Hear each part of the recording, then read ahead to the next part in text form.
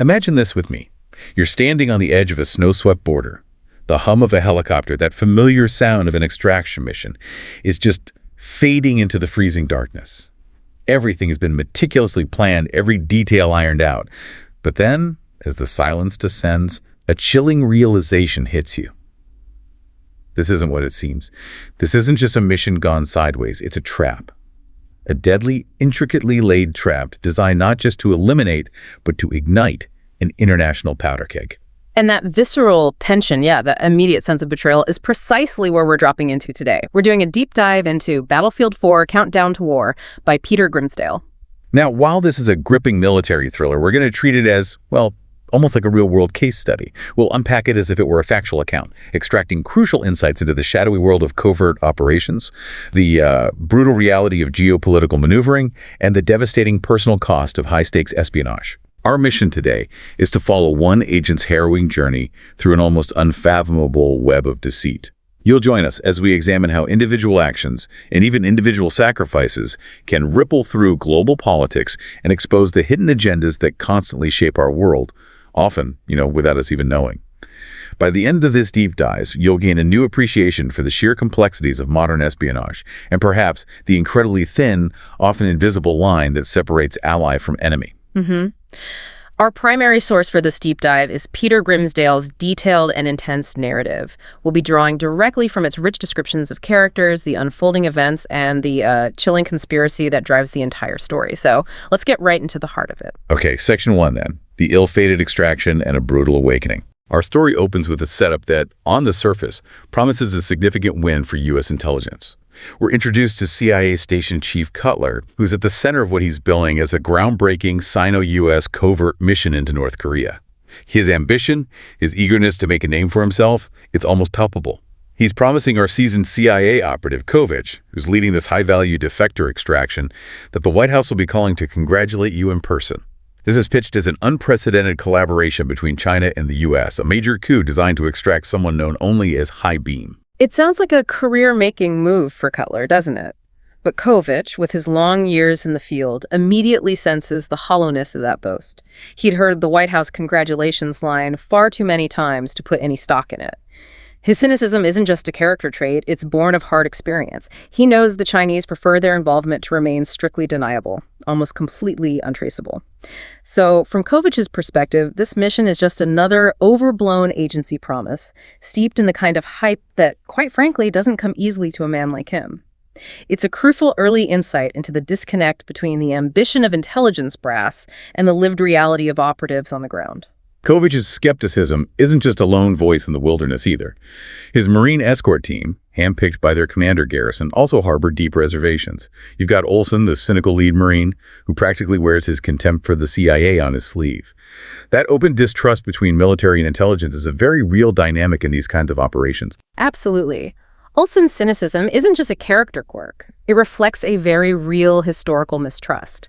Military personnel often feel like expendable pawns in the agency's grand chess games, especially when operating in the, ethically gray zones of deniable ops. For Kovic, it means his first battle isn't with the enemy, but with simply getting his own team to buy in, even when he himself feels that familiar agency unease and the weight of Cutler's empty promises. And the rest of the team paints such a vivid picture, doesn't it? You have Deacon, the youngest and noisiest, trying to make up for his youth with bravado shouting, "We go make his story." Then there was Price, the quiet warrior, probably calculating every risk in his head, and Faulkner, the wisecracking one, always ready with a joke, even about the team's farty sleeper Kean. It's this diverse, almost dysfunctional family on the brink of something truly terrifying. How does Kovic, this blunt, seasoned operative, even begin to enroll such a skeptical crew for a mission he himself smells trouble with? Well, it's a testament to his unspoken authority, I think, and the Marines' inherent professionalism. Despite their personal feelings, they are soldiers first, and Kovic commands respect through quiet competence rather than, say, charisma. He doesn't try to charm them, he leads by example. Their banter, even about Keane's, it's a coping mechanism, right? In environments where death is a constant shadow, those inside jokes, that ability to find a moment of absurdity, it's essential for sanity. It's how these teams connect, how they process the immense stress, and how they keep from shattering under the strain. It's a very human response in an inhuman situation, which makes their later betrayal even more horrific. Yeah, definitely. The journey itself sets a truly tense and unpredictable atmosphere. They're flying into North Korea in a Seahawk helicopter, the inside windows already freezing from condensation, adding to the palpable cold. The pilot, Tex, calls out 10 minutes to LZ, but then a sudden, jarring updraft tosses them all, and Faulkner, true to form, jokes darkly about his breakfast. But what really stands out here, and becomes crucial later, is the unexpected snow. Fleet Command's state-of-the-art meteorological imaging had confirmed clear skies. Yet, Kovic observes, snow is gathering thickly on the ground. This unexpected element, as we later find out, would indeed play a critical, life-saving role for Kovic, making him realize it would save his life. It's a powerful piece of foreshadowing, setting up the chaos to come, where even unpredictable weather can alter the course of a global event. Indeed, chaos is exactly what ensues, and the unexpected snow was just the first sign that this mission was fatally compromised. The true turning point, the horrific reveal, comes with the defector himself, Highbeam. As Kovic approaches the car at the landing zone, he immediately picks up on Highbeam's strange demeanor, an unnatural grin plastered on his face, and an intense, uncontrollable shaking, his coat lapels vibrating. Kovic's fluency in Korean allows him to communicate directly, asking, "Are you ready to take these brave steps to freedom?" But Highbeam only offers rapid nods, still shaking, not moving. The horrifying, chilling truth then becomes clear. Highbeam is a human bomb. This isn't just a botched extraction. It's a meticulously planned setup, a deadly trap. Wow. The moment of betrayal is swift and incredibly brutal. The Seahawk pilot, Tex, is frantically yelling Kovic's name into the net as the blast from Highbeam's detonation temporarily knocks out Kovic's hearing. Keen, the farty sleeper, and Tex, the pilot, are immediate casualties. Highbeam had tried to run, which tells Kovic that the defector hadn't detonated the device himself. This is a critical piece of information. Kovic's mind, despite the temporary hearing loss and the immediate shock, immediately goes into hyperdrive. He rapidly assesses the situation. The device wasn't timed, but clearly triggered by someone else with sight of them. This chilling realization points directly to a much larger unseen conspiracy. They were observed, targeted, and set up from the start. What's truly remarkable here is Kovic's leadership in this immediate crisis. With 2 men dead and 3 wounded and his own senses impaired, his focus is solely on survival and extraction. Olsen, the cynical Marine, throws out a cutting remark. Another one for the CIA Hall of Shame. But Kovic is past anger, his mind already pragmatic, almost detached. He knows he needs to get his remaining team out, and he understands the brutal, cold reality of a deniable operation. It's a stark portrayal of a true field operative, capable of compartmentalizing his emotions in the face of absolute chaos. And that term, deniable, is absolutely critical here, isn't it? It's not just jargon. It means that if they screwed up, they were explicitly on their own. As the narrative highlights, the CIA rule number 1 is don't get caught because no one will come for you. This underscores the profound vulnerability of the Marines, who are essentially serving as expendable assets, and deepens Olsen's contempt for the CIA's cold calculation. These are trained soldiers operating under a strict chain of command. But in the shadowy world of the agency, those rules dissolve, leaving agents utterly abandoned if caught, essentially erased from the record. This is a chilling ethical dimension to covert operations where the lives of individuals become mere pawns in a larger geopolitical game. And abandonment is precisely what they face. The harrowing encounter with the Kangsang 69 border force, which Kovic cynically notes means piece of shit mobile in Korean, escalates the chaos to a terrifying new level. They're overwhelmed and outgunned, but Kovic, thinking on his feet, makes a quick strategic decision. I want those wheels. He commandeers a jeep, getting Olsen and Faulkner with his pulverized arm inside. The snow, which Kovic had initially thought would save his life, is now coming down even harder, ironically adding to the desperate, almost blind escape. The pursuit is absolutely relentless.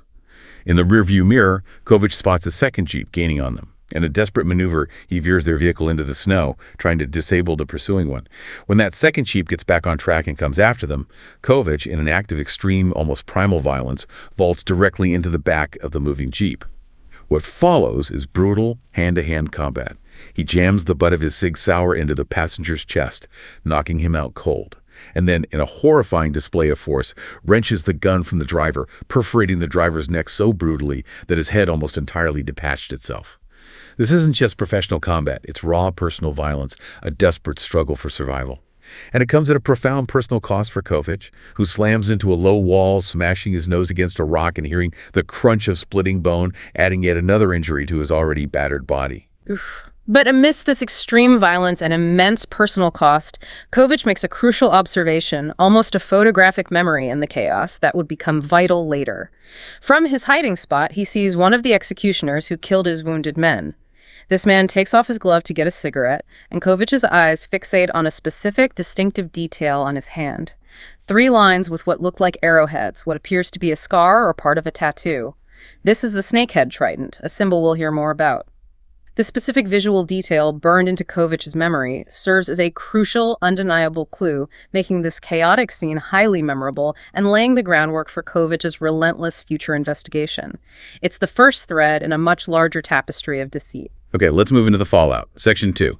The echoes of betrayal and personal sacrifices. Right, so Kovic is completely alone now. After the carnage on the border, Kovic's retreat is a painful, desperate journey across the Chinese border.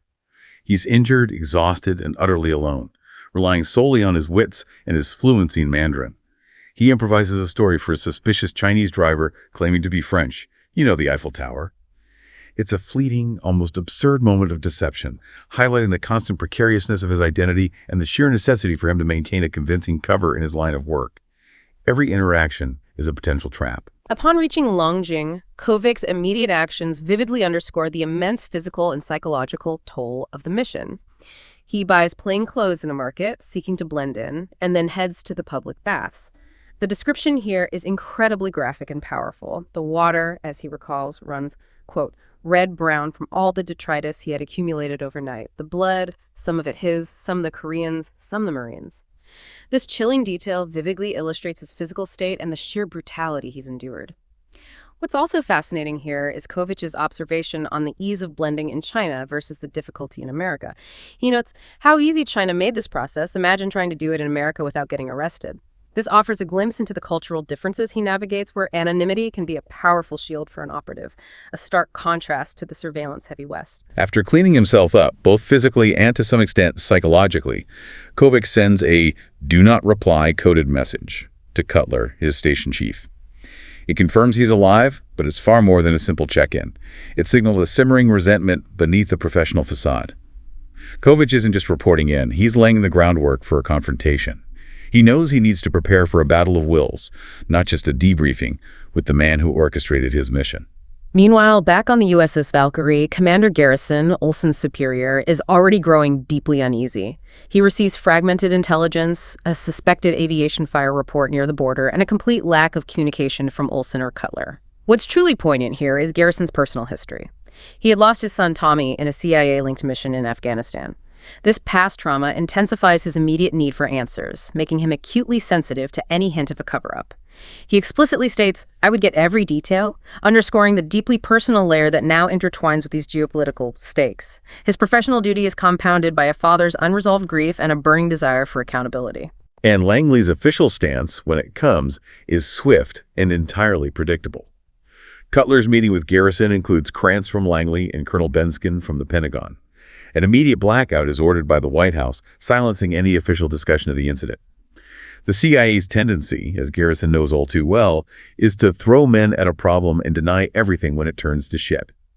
This bureaucratic maneuvering is designed to control the narrative, to contain the fallout, prioritizing deniability and institutional reputation over truth or accountability for the operatives involved. It's a classic move in the intelligence world, but it hits differently when lives are on the line. Definitely. This brings us to a truly chilling moment of manipulation, a scene that cuts Kovic to his core. Cutler shows Kovic photographs of the Marines' bodies, but here's where it gets really insidious. The bodies are arranged inside the commandeered jeep, presenting a completely falsified narrative of their deaths. This isn't just a cover-up, it's a deliberate staging, designed to frame the incident as purely North Korean work and, perhaps even more disturbingly, to dismiss Kovic's account of assassins. It paints Kovic as either disoriented from his injuries or, even worse, as complicit or fabricating the entire story.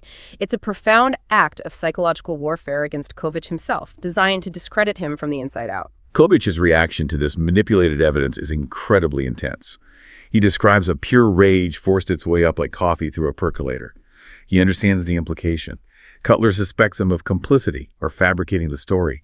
This isn't just a professional slight, it's a profound betrayal, not just of his men, but of his own integrity, pushing him to the very brink of his self-control. He has to swallow that rage to keep his composure in the face of such a direct affront. But this exchange solidifies his internal conflict with the agency, creating an unbridgeable chasm between him and the very institution he serves. He knows from this moment he cannot trust them. Yeah, the trust is just gone. Amidst this political and professional fallout, Kovic suffers a truly devastating personal cost. We're introduced to Louise, his girlfriend in Shanghai. Their relationship, we learn, is built on a foundation of lies. He maintains a cover as a commercial liaison for the State Department. Louise, however, is sharp, intelligent, and perceptive. She grows increasingly suspicious of his sudden disappearances and the vagueness surrounding his work. Kovic, for his part, is beginning to realize she deserved more and better than the half-truths and constant pretense. This is a profound complication, as his training at the farm drilled in Lesson 3. Your personal life can go to hell, so stick to one-night stands. His genuine affection for Louise directly contradicts the cold, detached reality of his profession. Their strained interactions, fueled by his inability to share his true life, eventually lead to a quiet, heartbreaking breakup. She takes her few possessions from his apartment, including her birth control pills, signaling a definitive, painful end to their relationship. But the tragedy doesn't end with a quiet breakup. Immediately after their separation, Kovic discovers his apartment burned down, with clear, unmistakable evidence of gasoline and a chilling pyre of papers on the bed. Louise is presumed dead inside, caught in the inferno. This wasn't an accident, a random act of violence. It was a targeted attack, a brutal, calculated consequence of his professional life bleeding directly into his personal world. It's a horrifying illustration of how his hidden life can destroy those he cares about. Oh, it's brutal. This profound loss plunges Kovic into a state of numb grief, a crushing feeling of being in a vacuum with everything destroyed, his past, his possessions, and the one genuine connection he had forged. Yet, paradoxically, this tragedy solidifies his resolve. The initial mission was about survival, about escaping a trap. Now it transforms into something far more deeply personal, a relentless quest for vengeance and truth. What's truly fascinating here is how this immense personal cost acts as a powerful catalyst, pushing him beyond the agency's rules and into a more desperate, independent pursuit of justice. He's no longer just an operative, he's a man driven by profound loss. Okay, so he's lost everything.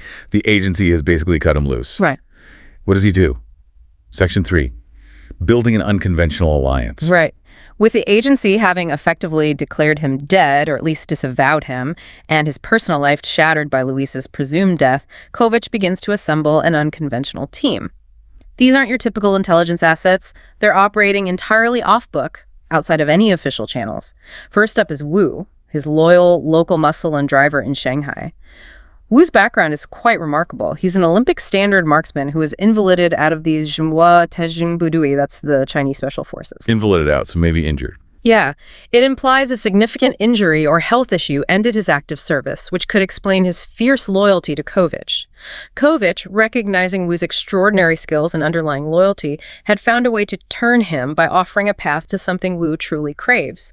That almost childlike dream of a big road trip on Route 1 up California coast, Big Sur. It's a very human motivation in a world of covert operations. Wu's dedication and straightforwardness offer moments of genuine human connection amidst the darkness Kovic now inhabits. He's not driven by ideology or money, but by a simple, powerful dream. Then there's Zhu, who Kovic describes as the gentleman burglar. Zhu's skill set is truly unique. He's a meticulous and obsessive thief who operates surprisingly in broad daylight. Sounds almost audacious. It is. His backstory is poignant and explains his unusual approach. Abandoned due to China's one-child policy, he stole to survive and later refined his craft, becoming incredibly proficient at breaking safes and bypassing security.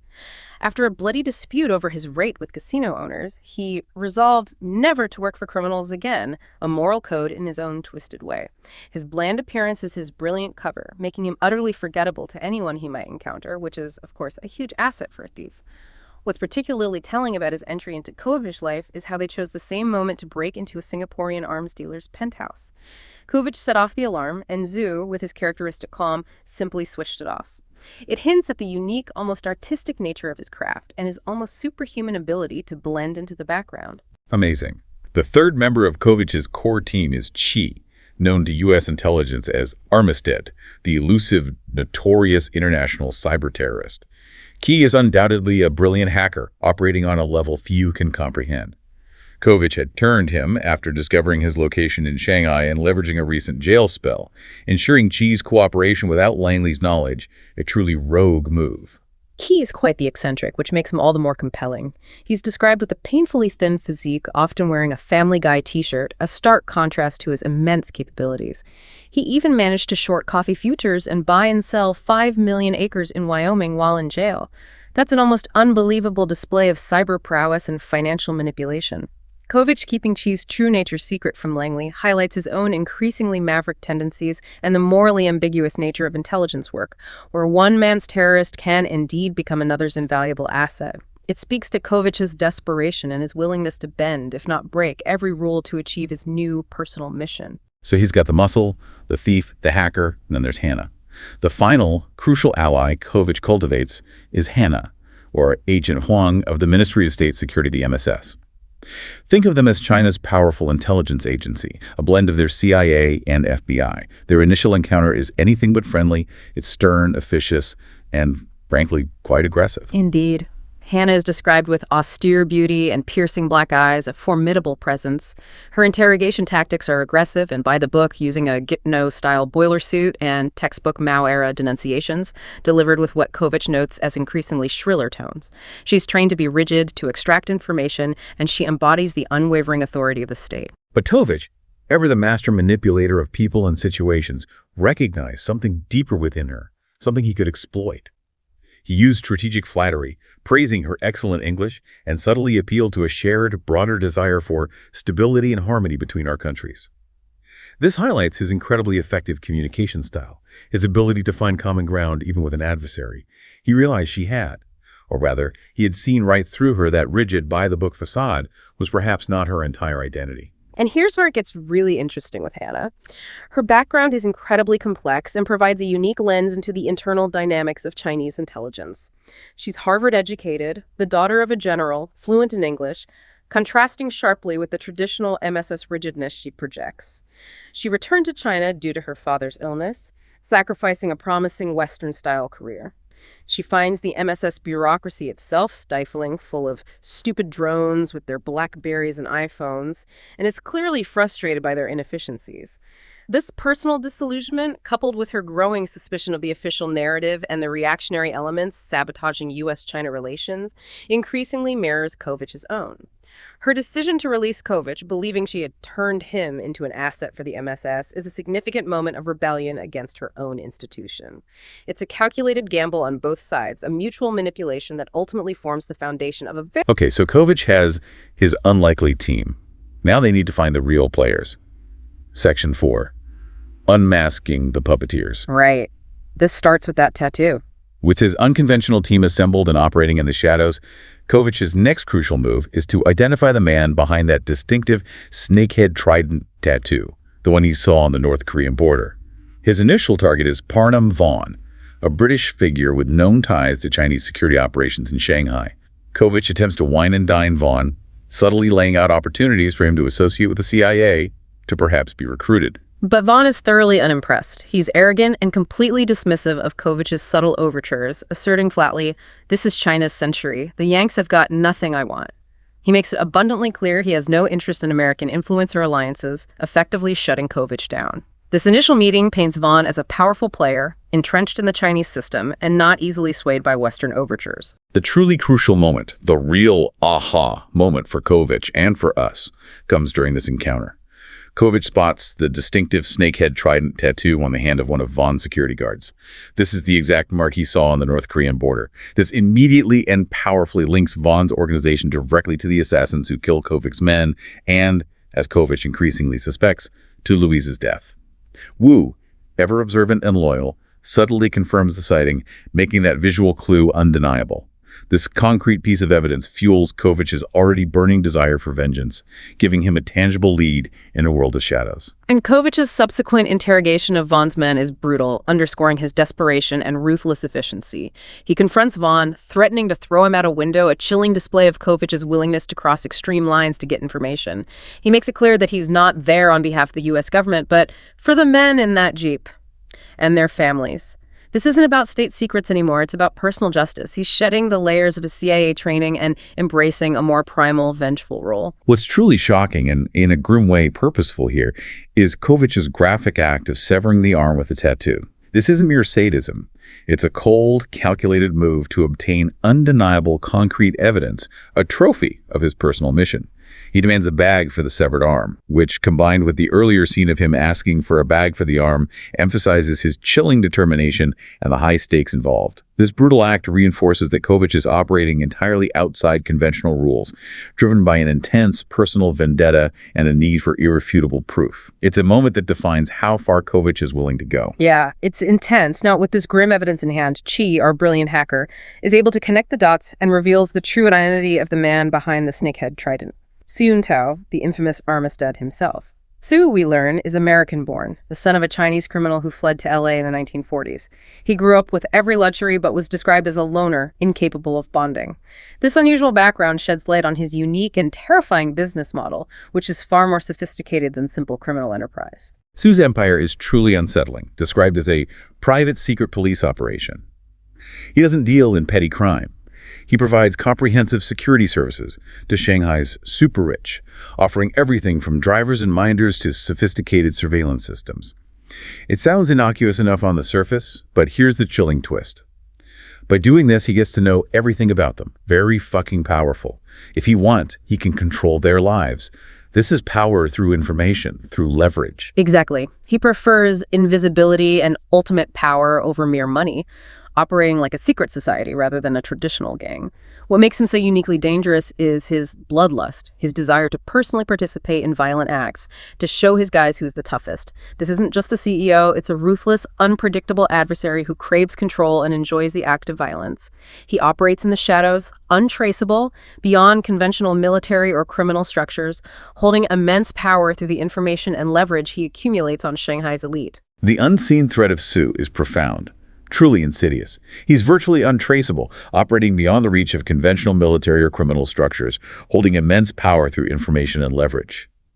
Key's discovery of an archived MSS file written by a counterterrorism officer who was poisoned the week after he submitted it further validates Su's extreme threat level and the depth of his reach within the system.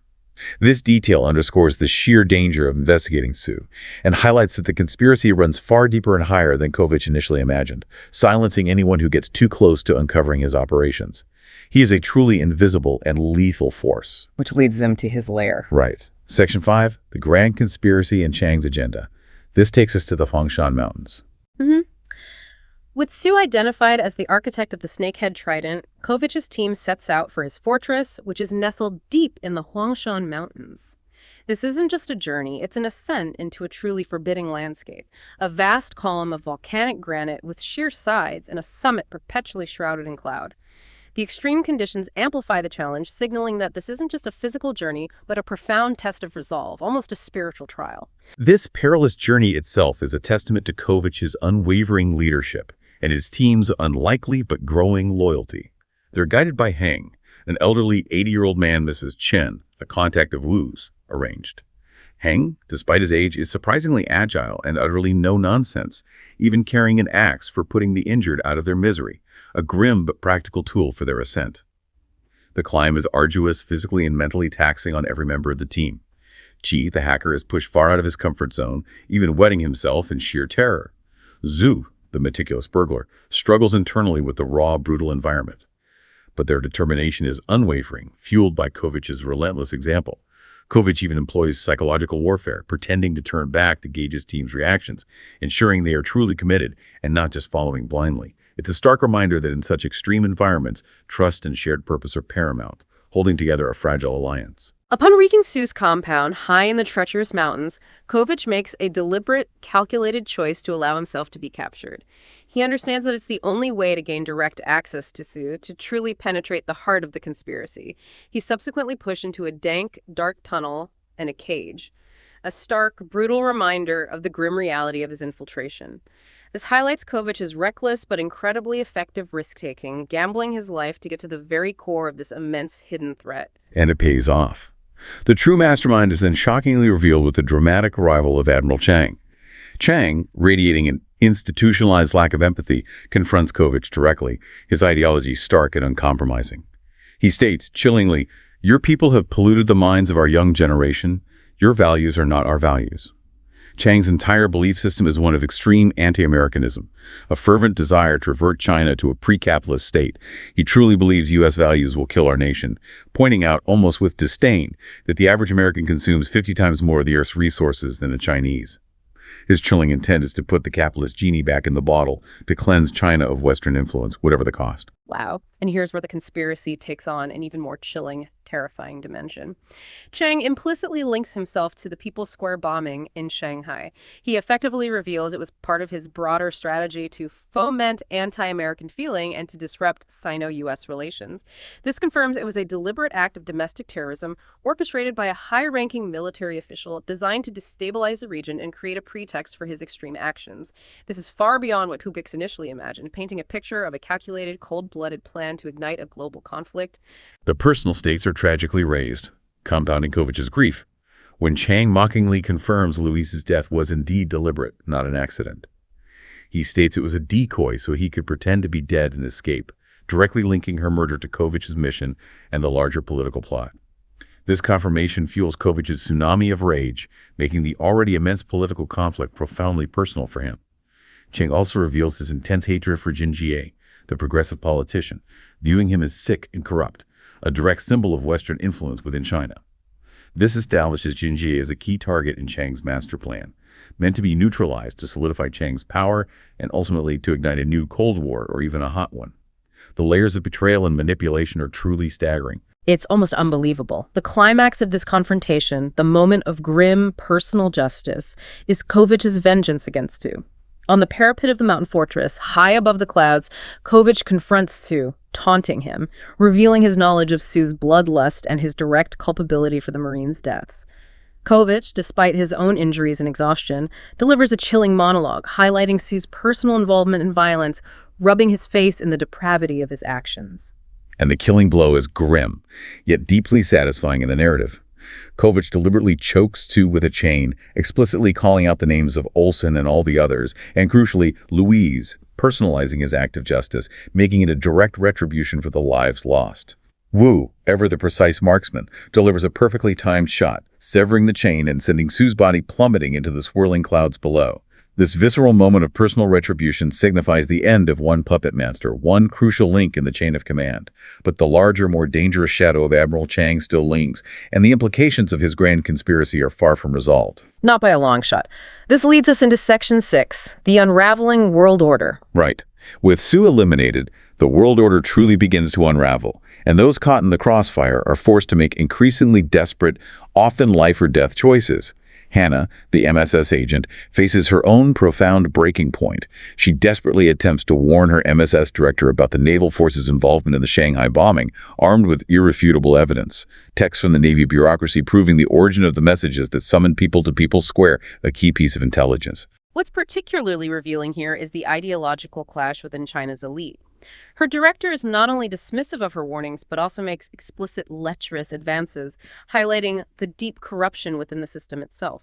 He consistently refers to Hannah's time abroad, specifically her Harvard education, as truancy, a period under the influence of alien value systems, demonstrating the deep-seated resistance to internal criticism and the ingrained paranoia of external, especially Western, influences.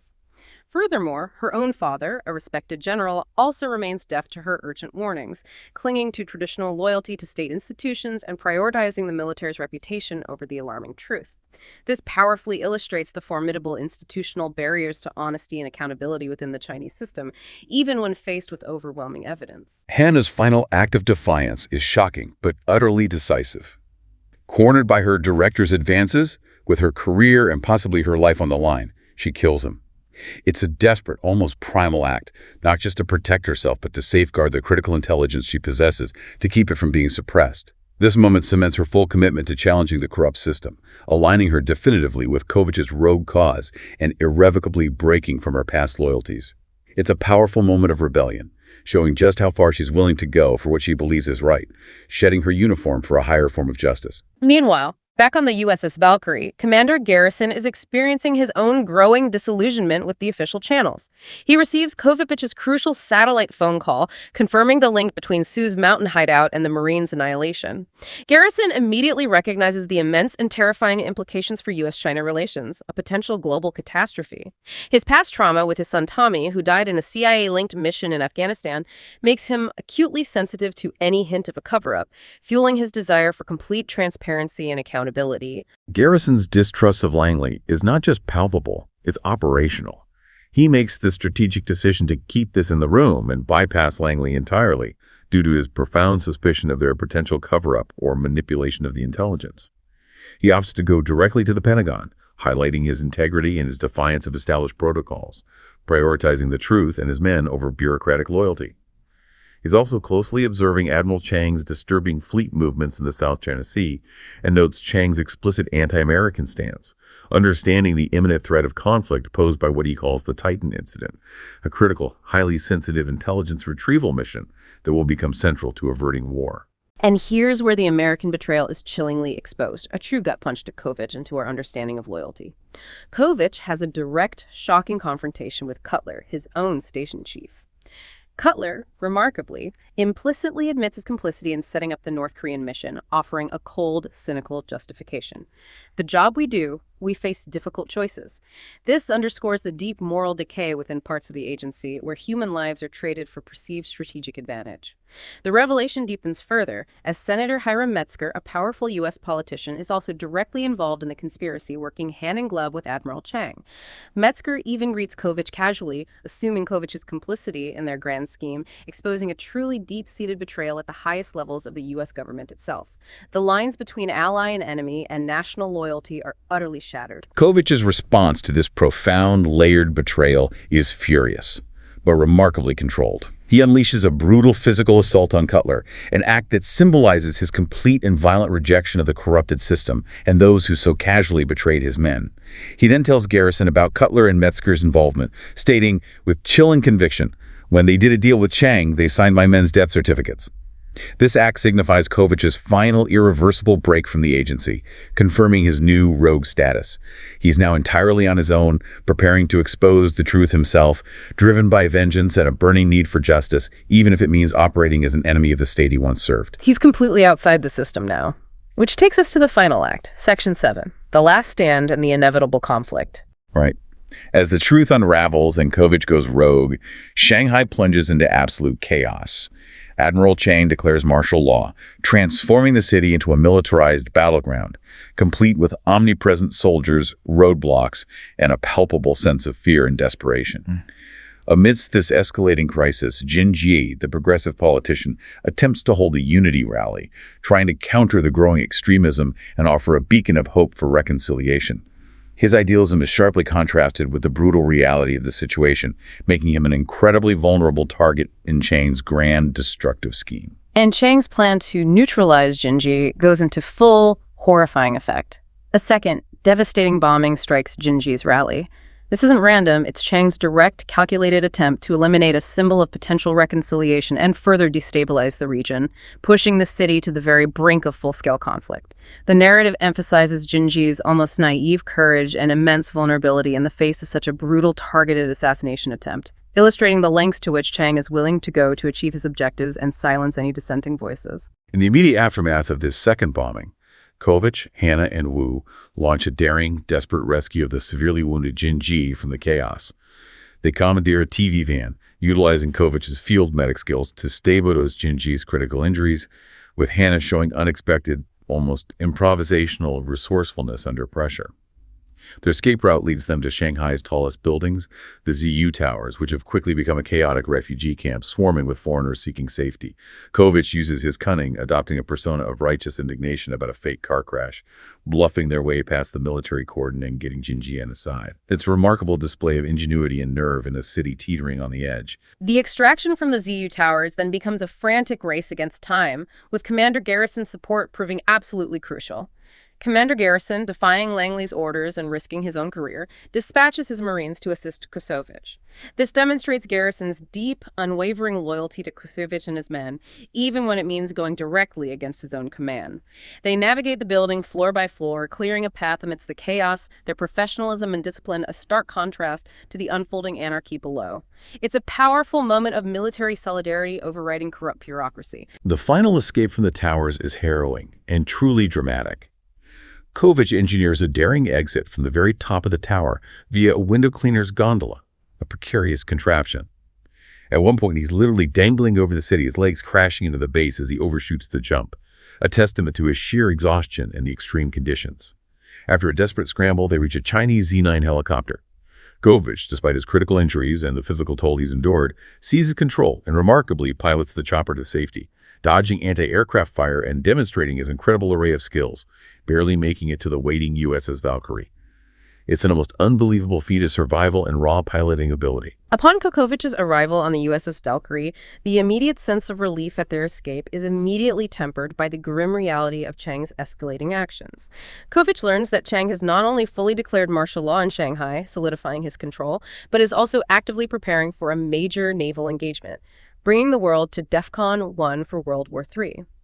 For our listeners, DEFCON 1 is the highest state of alert, signaling imminent nuclear war or a major global conflict. It underscores just how close Chang is pushing the world to the brink.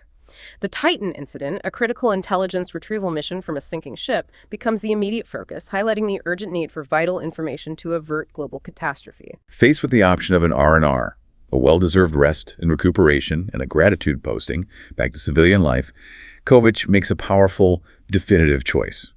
He rejects it.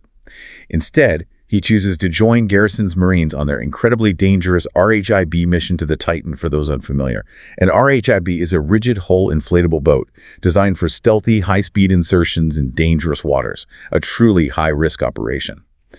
This decision underscores his unwavering commitment to stopping Chang, his acceptance of his role as a soldier, fully embracing the fight against global instability, even after profound personal loss and institutional betrayal. He's no longer just an operative. He's a force committed to preventing a world war. An incredible arc for him. Absolutely. So let's try and wrap this up. What have we learned from this deep dive into Battlefield 4 Countdown to War? It's been an incredible, intense journey into the heart of a geopolitical storm.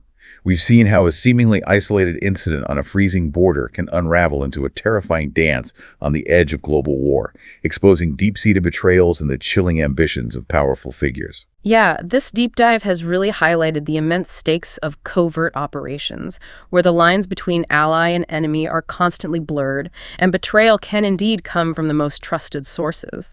It peels back the curtain on a world where power isn't just about armies or conventional military might, but about information, influence, and the quiet, insidious manipulation of public opinion.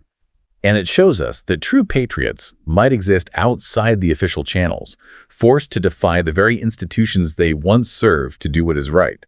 It's a reminder that even the grandest geopolitical events can be driven by intensely personal ideologies and individual acts of vengeance or ambition. Kovic's journey also reminds us that knowing the truth, especially in the shadowy, cutthroat world of intelligence, often comes at a devastating personal cost. His relationships, his peace, even his fundamental sense of self are irrevocably sacrificed in the relentless pursuit of justice and the fight to prevent a global catastrophe. It raises the question, can anyone truly emerge whole from such a crucible? That's a heavy question. And we've seen loyalty tested and redefined throughout this narrative. Kovic's unwavering loyalty to his fallen men, the unexpected loyalty from Wu, Zhu, and Qi to Kovic, Hannah's shifting, rebellious loyalty to her country, and Garrison's defiant, unwavering loyalty to his troops, even when it means challenging his own command structures. It's a complex, multifaceted tapestry of allegiances, demonstrating that loyalty isn't always to an institution, but sometimes to a principle or to the bonds formed in extreme adversity. So this raises a powerful question for you, our listener, to consider. In a world where truth itself is a battlefield, where information is wielded as a weapon, and where the global order is threatened by hidden agendas, how do you determine who to trust? What would you sacrifice to stop a war that no one else seems to see coming? And in a world like this, a world where the stakes are so unimaginably high, is the fight for what's right ever truly over? Think about the layers of deception, the personal motivations, and the thin line between peace and global conflict.